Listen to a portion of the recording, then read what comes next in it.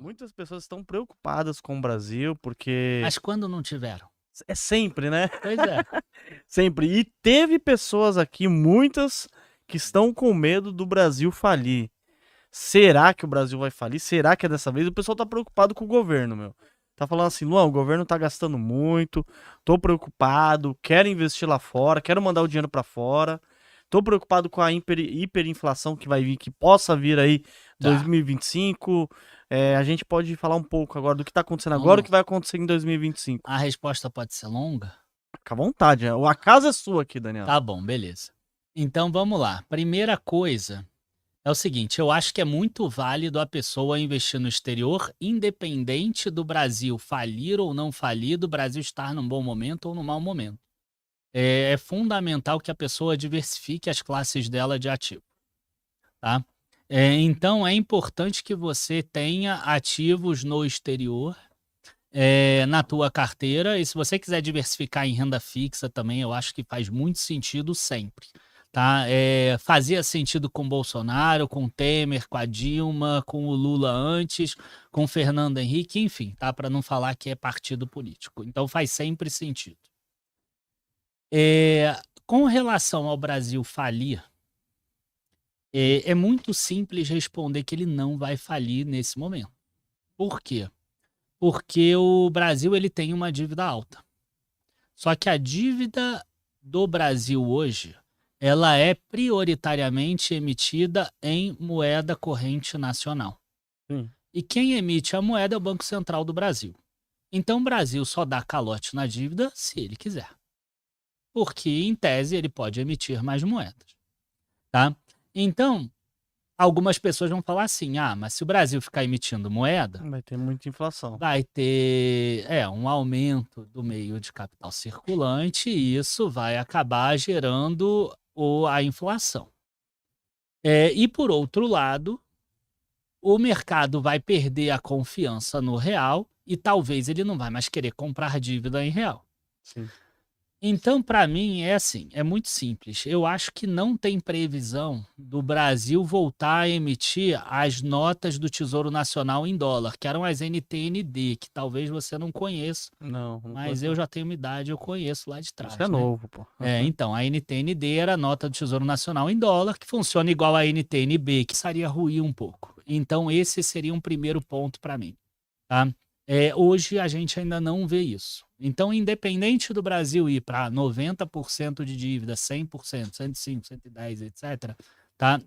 Não teria impacto nesse momento inicial. A questão da inflação maior é mais plausível.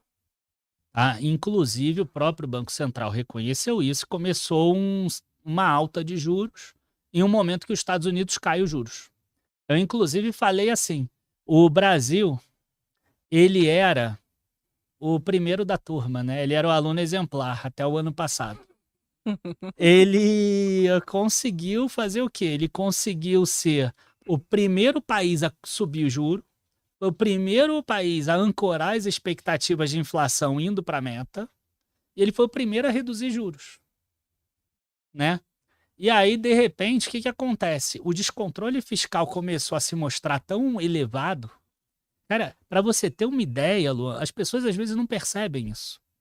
O Brasil, ele tá nesse ano com uma receita que cresce, além da inflação, mais de 9%.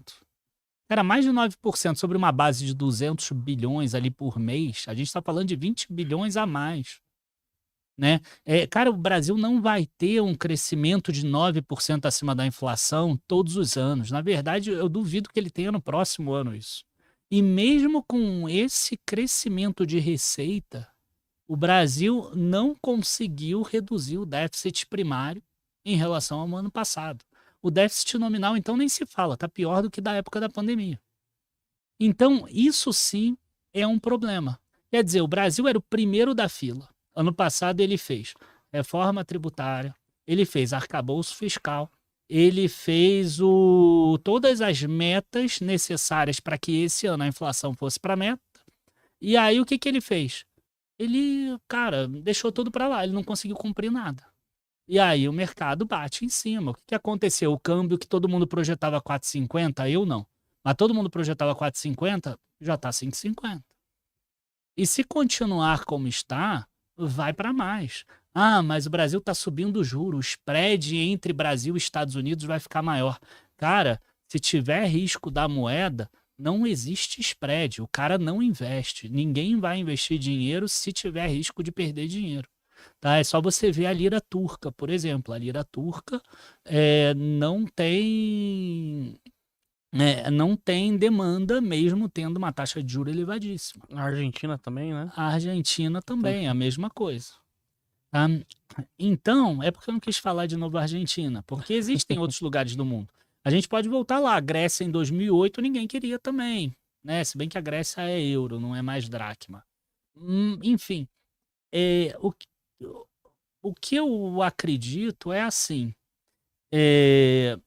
O governo, pelo menos, tá, em julho, ele percebeu que ele estava pisando em ovos ali, tá?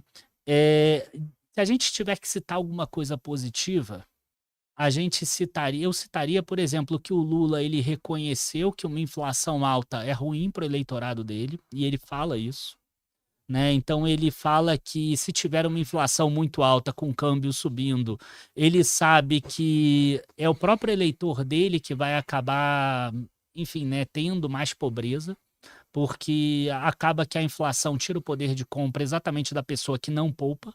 Porque, cara, o cara que poupa, né, as empresas, provavelmente a receita delas vai seguir de acordo com a inflação.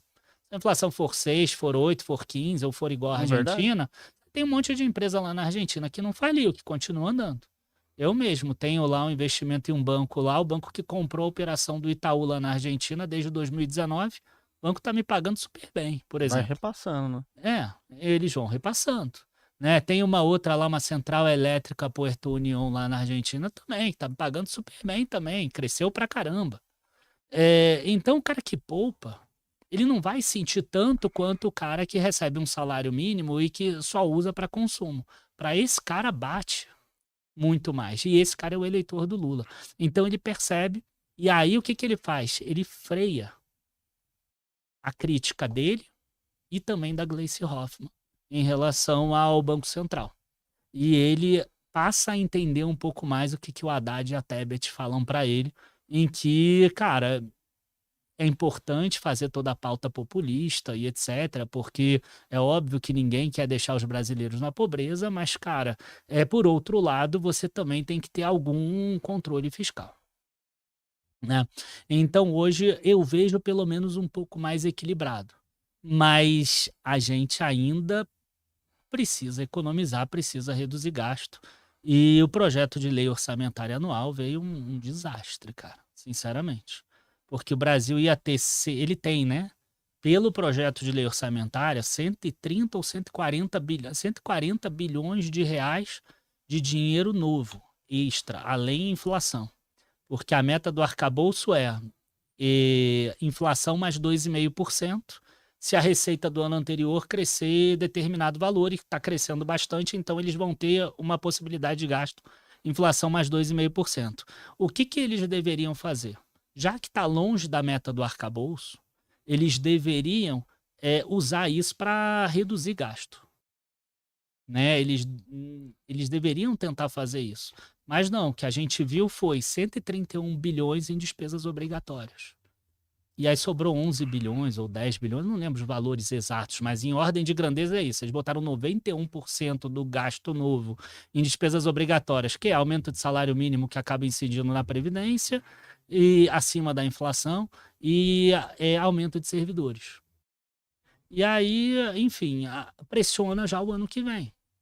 E aí o mercado bate, não tem jeito, entendeu? Então, sim, é uma situação complicada para o Brasil, mas eu acredito que os preços das ações hoje refletem isso também. Então a gente tem que tomar cuidado para não investir, para achar que a gente não tem que investir. Né? Eu tenho plena noção do risco que é o Brasil. Tá? Acho que hoje é muito mais provável até uma reeleição do Lula, porque desemprego está caindo e crescimento econômico está vindo. Né? E a população normalmente vai votar baseado nisso, se ela está tendo dinheiro no bolso. E aí E aí a gente pode ter um pouco mais de tempo desse descontrole fiscal. Só que o investidor ele tem que tomar cuidado, porque às vezes ele não faz investimento nesse momento, quando depois o tempo mostra que aquele era o melhor momento para se investir. Né? O melhor momento para se investir foi quando? Foi quando a Dilma ali foi impeachmentada. Foi quando o Brasil estava no pior dos momentos. Né? Se pegar os últimos 10 anos, quem ganhou mais dinheiro? Quem investiu no período Dilma, que era o pior momento. Ninguém Entendeu? queria, né? Ninguém queria. Então você tem que tomar um certo cuidado. Ah, mas a renda fixa naquela época rendia 14,25%. Entendeu? Então eu acredito que até que a renda fixa vai andar mais. Tá? Acredito que no curto prazo a bolsa até tende a cair um pouco. Mas eu não deixaria de investir. Fala galera! Se você curtiu o vídeo, não se esqueça de deixar o seu joinha aqui embaixo. E se ainda não está inscrito no canal, aproveite e clique no botão de se inscrever para não perder mais nenhum conteúdo. A gente posta vídeos toda semana, então ativa o sininho para ficar por dentro das novidades. Valeu e até o próximo vídeo.